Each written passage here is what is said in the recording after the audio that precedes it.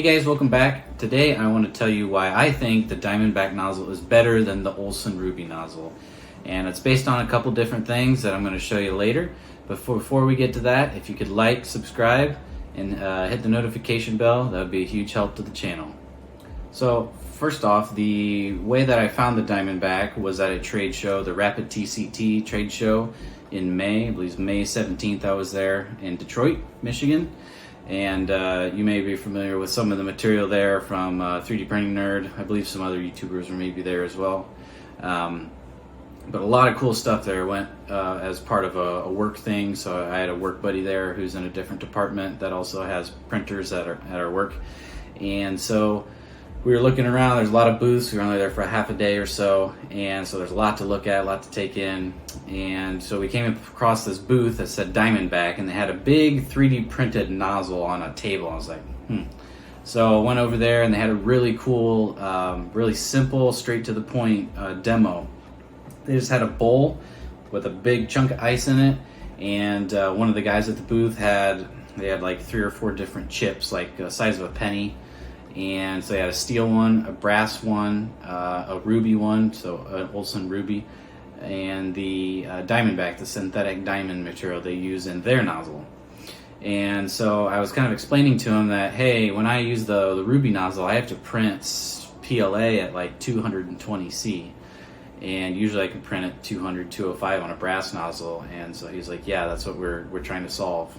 And so he gave me the demo. Basically, they had the little chips. He gave me a steel one. You touch it to the ice, you can feel how quickly it changes. And then he gave me the brass one, so on and so forth. Got to the ruby one. Okay, that one changed pretty quick. And then he gave me the diamond one, and you just touched it, and it was like zoom, instant. It was instantly changed to cold, and I was really impressed. And so then he went on to explain that the thermal conductivity is really high for diamond. And so it's around like 5,000 watts per meter Kelvin, I believe. And then the conductivity for ruby is like 50. So a big, huge difference. And so that's why he made the argument that you can print a lot lower temperature. And so I'm finding that out to be the case. And I have a little test set up on the printer. I have a macro row that's going to test to what degree that is true, and curious what it's going to yield.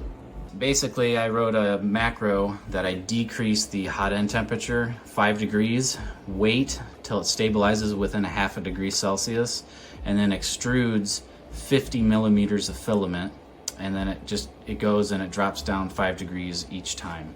I'm just running the CNC Easy R extruders and just some atomic PLA. Pretty simple setup and pretty cool test. So I'm just going to be comparing the Ruby straight up to the Diamondback and see how it compares.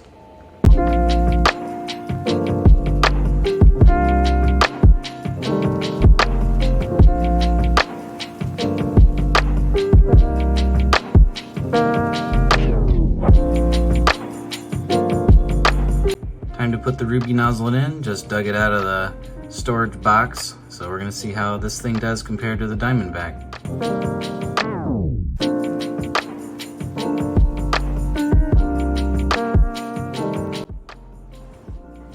Okay, so their testing is complete now. I did 3 separate tests per nozzle, and the results were pretty black and white. The minimum temperature where the extruder started clicking and skipping was about 175 Celsius for the Diamondback nozzle, and then for the Ruby nozzle it was 215 degrees Celsius. So that's kind of what I had an inkling of when I had printed with the Ruby in past times, and just goes to show the difference between the thermal conductivities of the tip of the nozzle and how big of a difference that makes in how much pressure is built up in the extrusion system. So from now on, I will be using the Diamondback nozzles. We use them all at work. We probably bought 8 of them for work. I love them, and I'll be using them on all my machines. And once they come out with a high temperature version, which the guy at the trade show said they were working on, that was back in May, so they probably have something out by now. I will be putting it on my water-cooled hot end on my tool changer that you probably have seen in a previous video. So overall, pretty happy with the test, and let me know what you think about the difference between the two nozzles in the comments below. I'd love to hear your thoughts. So thanks for tuning in, guys, and I hope you have a happy holiday season and a Merry Christmas.